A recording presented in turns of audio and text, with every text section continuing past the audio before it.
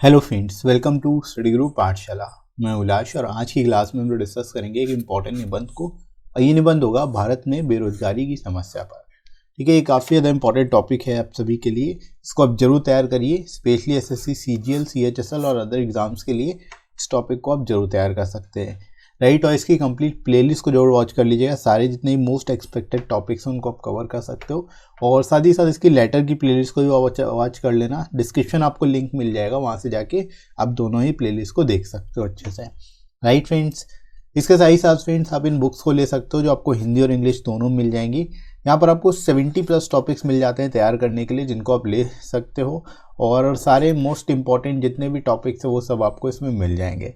Right, और with in word limit आपको सारे के सारे टॉपिक्स मिलेंगे, लेटेस्ट पैटर्न पर बेस्ड होंगे, और एस्से लेटर दोनों ही आपको सिंगल बुक में मिल जाते हैं, तो अलग से 2 बुक लेने की जरूरत नहीं पड़ेगी, और लोएस्ट कॉस्ट में बुक आपको मिल जाएगी। एडिशनल 30% डिस्काउंट भी मिल जाएगा। तो डिस्क्रिप्शन में दोस्तों लिंक दिया गया, वहाँ से जाके आप डिस्काउंटेड रेट्स पे इन बुक्स को ले सकते हो अपने एग्जाम के हिसाब से, SSC, CGL, CHSL, SSC, GST या फिर आईपीएस, पीओ के लिए। राइट फ्रेंड्स, और अपनी तैयारी को और अच्छे से कर सकते हो। राइट, तो चलिए शुरुआत करते हैं आज की क्लास। Let's start. तो दोस्तों शुरुआत हम लोग यहाँ पर करेंगे इंट्रोडक्शन से। तो इस टॉपिक को आपको कैसे एक्सप्लेन करना है ये देख लेते हैं। आप शुरुआत कर सकते हो कि बेरोजगारी भारत में एक अहम समस्या बनती जा रही है।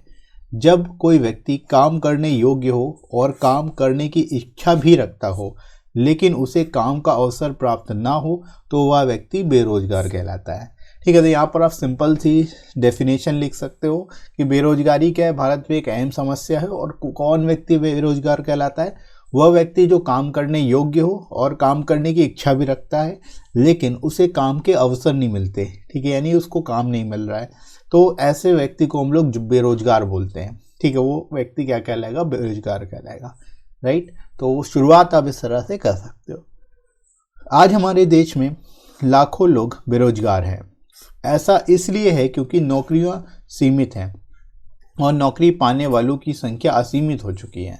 ठीक है, तो ज़्यादातर लोग बेरोजगार इसलिए हैं भारत में क्योंकि जो नौकरियां हैं वो तो सीमित हैं, लेकिन नौकरी पाने वाले जो है असीमित हो चुके हैं, बहुत ज़्यादा हो चुके हैं। ठीक है, भारत में बेरोजगारी एक गंभीर समस्या, सामाजिक समस्या बन चुकी है। ठीक है, बेरोजगारी एक सामाजिक समस्या है क्योंकि इसका प्रभाव समाज पे ही पड़ता है। ठीक है, फॉर एग्जाम्पल अगर कोई व्यक्ति बेरोजगार है, उसको काम कर कुछ नहीं मिल रहा है, तो उसको उसके अपने खर्चे हैं, तो वो अपने खर्चे कहीं से ही पूरा करने के लिए कुछ गलत काम भी करेगा, अगर उसको कुछ भी काम नहीं मिल रहा है तो। ठीक है, तो इस तरह से समाज में बुराइयां भी आगे बढ़ेंगी, बुराइयों की तरफ वो जाएगा अगर उसको सही तरीके से काम नहीं मिल पा रहा है तो। ठीक है, तो इस तरह की समस्याएं भी सामने आती रहती हैं, तो ये भी आप यहाँ पर लिख सकते हो। इसके बारे में भी यहाँ पर आप बता सकते हो कि कैसे सोसाइटी पे इसका फर्क पड़ता है, सामाजिक समस्या ये क्यों है। राइट, तो इंट्रोडक्शन है दोस्तों, इस तरह से आप इसका लिख लोगे। आगे मूव करते हैं हम लोग बॉडी सेक्शन में। यहाँ पर आप लिख सकते हो, शिक्षा के अभाव और रोजगार के अवसरों की कमी के कारण बेरोजगारी बढ़ती जा रही है। ठीक है, आप 2 मेन समस्या हैं। पहली क्या है? शिक्षा का अभाव, यानी शिक्षा तो है, लोग शिक्षित तो हैं, लेकिन उनको उस तरह की शिक्षा नहीं मिल रही जिस तरह की रिक्वायर्ड है। ठीक है, यानी किसी भी फैक्ट्री या किसी जगह पर, ऐसी जगह पर काम करने के लिए उनको वो तकनीक की शिक्षा नहीं है, या उस हिसाब से उनकी लर्निंग नहीं है कि वो जगह पे काम कर सकें। ठीक है, तो शिक्षा का अभाव है एक तरह से। शिक्षित तो हैं लेकिन अभी भी कुछ चीज़ों के ना होने के कारण शिक्षा का अभाव है, और रोजगार के अवसरों की भी कमी है क्योंकि लोग बहुत ज़्यादा हैं, रोजगार के लिए लोग बहुत ज़्यादा है, लेकिन लोग रोजगार के अवसर कम हैं। ठीक है, तो ये एक मेन मुद्दा है जो यहाँ पर आप बता सकते हो। राइट, बेरोजगारी देश के आर्थिक विकास में बाधा पहुंचाती तो ही है, बल्कि व्यक्तिगत और पूरे समाज पर भी कई तरह के नकारात्मक प्रभाव डालती है। ठीक है, यहाँ पर आप बता सकते हो बेरोजगारी की वजह से जो है आर्थिक विकास में बाधा पहुंचती है। ठीक है, किसी भी देश का आर्थिक विकास किस पर निर्भर करता है? वहाँ के लोगों के काम धंधे पर निर्भर करता है। ठीक है, वहाँ के लोग अगर सभी जो हैं अच्छा काम धंधा कर रहे होंगे, प्रॉपर तरीके से चल रहे होंगे, मतलब उनकी इनकम होगी, तो जो हमारी देश है, देश की इकोनॉमी है, वो भी ग्रो होती जाएगी, बढ़ती जाएगी। राइट, तो सबसे ज़्यादा बेरोजगारी का फ़र्क किसके ऊपर पड़ता है? देश के आर्थिक विकास पर पड़ता है। ठीक है, इसके अलावा व्यक्तिगत और समाज पर भी इसका नकारात्मक प्रभाव देखने को मिल जाता है। राइट। तो इस तरह से यहाँ पर आप इसके बारे में लिख सकते हैं। इसके बाद देखो 2011 की जनगणना के अनुसार युवाओं का 20%, जिसमें 4.7 करोड़ पुरुष और 2.6% महिलाएं पूरी तरह से बेरोजगार हैं।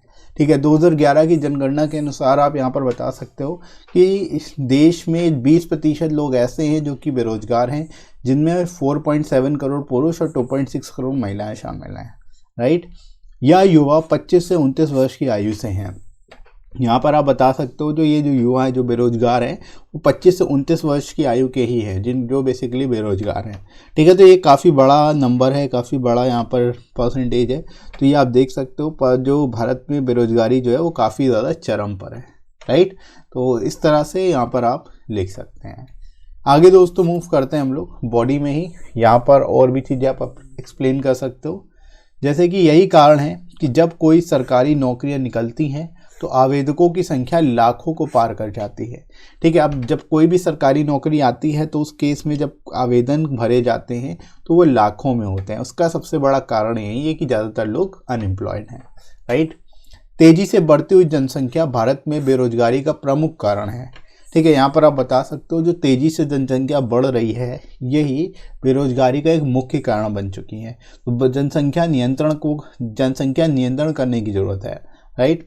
वर्तमान शिक्षा प्रणाली भी दोषपूर्ण है, क्योंकि इसमें उचित शिक्षा नहीं दी जाती, ऐसी शिक्षा नहीं दी जाती जिससे कि जो पर्सन है वो नौकरी के अलावा कुछ अपना काम, अपना स्टार्टअप शुरू करे या फिर अपना कुछ काम शुरू करे। ठीक है, ऐसी शिक्षा नहीं दी जाती। राइट। तो यहाँ पर आप इसके बारे में बता सकते हैं। इसके बाद आगे बढ़ते हैं। बेरोजगारी को दूर करने में जनसंख्या वृद्धि पर नियंत्रण आवश्यक है। ठीक है, अब बेरोजगारी तभी दूर होगी जब जनसंख्या पे जो वृद्धि हो रही है उस पर नियंत्रण किया जाएगा। ठीक है, जनसंख्या नियंत्रण काफ़ी अहम टॉपिक है जो कि यहाँ पर आप बता सकते हो इसके रिगार्डिंग। राइट। जिस अनुपात में रोजगार के साधन बढ़ते हैं उससे कई गुना जनसंख्या में वृद्धि हो जाती है। ठीक है, अब ये भी एक अहम समस्या है कि जो रोजगार के साधन अगर बढ़ रहे हैं तो उससे कहीं ज़्यादा जो है जनसंख्या में वृद्धि हो जाती है, जो कि फिर से सरप्लस आ जाती है, यानी जनसंख्या ज़्यादा हो जाती है जिसकी वजह से लोग बेरोजगार रह जाते हैं। राइट। तो यहाँ पर आप इसके बारे में बता सकते हैं बढ़िया तरीके से। आगे दोस्तों मूव करते हैं फाइनली हम लोग कंक्लूजन की ओर। जैसे कि यहाँ पर आप बता सकते हो बेरोजगारी को दूर करने के लिए सरकार द्वारा अनेक प्रयास किए गए हैं, जिनमें राष्ट्रीय ग्रामीण विकास रोजगार कार्यक्रम, ग्रामीण भूमिहीन रोजगार गारंटी कार्यक्रम, जवाहर रोजगार योजना, प्रधानमंत्री रोजगार योजना आदि कार्यक्रम शामिल हैं। ठीक है, यहाँ पर आप बता सकते हो कि सरकार का इसके रिगार्डिंग जो है कैसा बेसिकली रिस्पॉन्स रहा। तो सरकार ने भी बहुत सारी योजनाएं जो हैं शामिल की हैं, बहुत सारी योजनाओं को लागू किया है ताकि बेरोजगारी को ख़त्म किया जा सके। राइट। लेकिन अभी भी कुछ सख्त कदम उठाने बाकी हैं। लेकिन देखो सरकार ने अपनी तरफ से तो प्रयास किया है, लेकिन अभी भी और भी ज़्यादा सख्त कदम उठाने की ज़रूरत है ताकि इसको जड़ से ख़त्म किया जा सके। राइट। बेरोजगारी को दूर करना देश का सबसे प्रमुख उद्देश्य होना चाहिए। ठीक है, जितने भी टॉप प्रायोरिटी लिस्ट है उसमें बेरोजगारी अहम मुद्दा होना चाहिए, तभी इसको ख़त्म किया जा सकता है।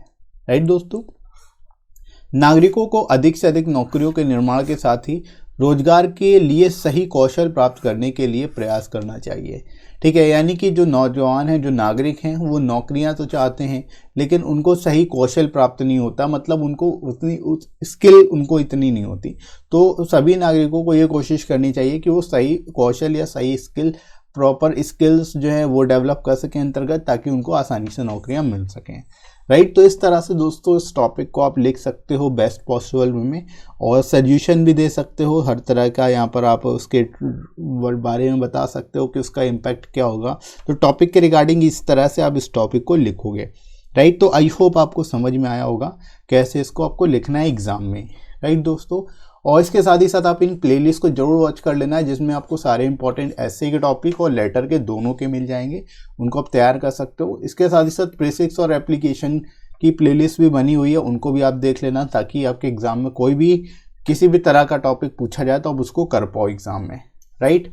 और ये वीडियो आपको कैसा लगा कमेंट करके जरूर बताइएगा। इसके साथ ही साथ टेलीग्राम चैनल को ज्वाइन कर सकते हो, इस पर आपको सारी इंपॉर्टेंट पीडीएफ मिल जाएंगी और क्लासेस की नोटिफिकेशन मिल जाएगी। राइट। तो आप जरूर ज्वाइन कर लीजिए टेलीग्राम को, इसका लिंक आपको डिस्क्रिप्शन में मिल जाएगा। और कमेंट सेक्शन में ही मिल जाएगा, वहाँ से जाके आप ज्वाइन कर सकते हो और सर्च भी कर सकते हो स्टडी ग्रुप पाठशाला के नाम से, राइट।